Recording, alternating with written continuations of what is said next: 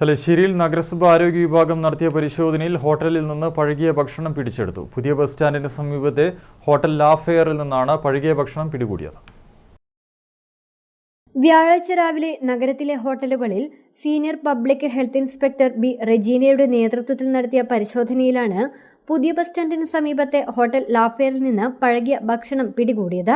ആഴ്ചകളോളം പഴക്കം ചെന്ന കോഴിയിറച്ചി, മത്സ്യം, ബീഫ്, കടല എന്നിവയാണ് പിടികൂടിയത്.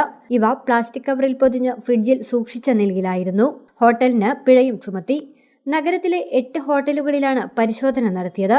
ഇതിൽ 2 എണ്ണത്തിന് ആരോഗ്യ വിഭാഗം നോട്ടീസും നൽകി.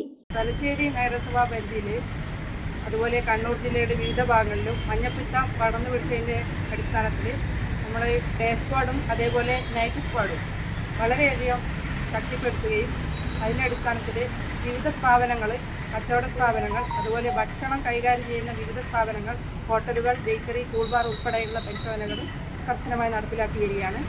അതിൻ്റെ അടിസ്ഥാനത്തിൽ പല സ്ഥാപനങ്ങളിൽ നിന്നും പഴകിയതും ഭക്ഷ്യയോഗ്യമല്ലാത്തതുമായ സാധനങ്ങൾ തിരിച്ചെടുക്കേണ്ടതായിട്ടുണ്ട്.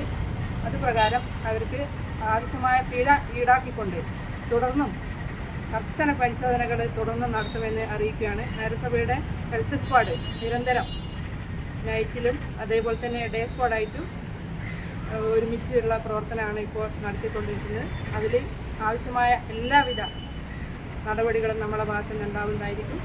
ജില്ലയിൽ മഞ്ഞപ്പിത്തം വ്യാപകമാവുന്ന സാഹചര്യത്തിൽ വരും ദിവസങ്ങളിലും കർശനമായ പരിശോധന തുടരുമെന്നും അധികൃതർ അറിയിച്ചു. Health inspector KP Pradeepan, PM Ratheesh, KM Ramya തുടങ്ങിയവരും പരിശോധനാ സംഘത്തിലുണ്ടായിരുന്നു. News bureau, Thalassery.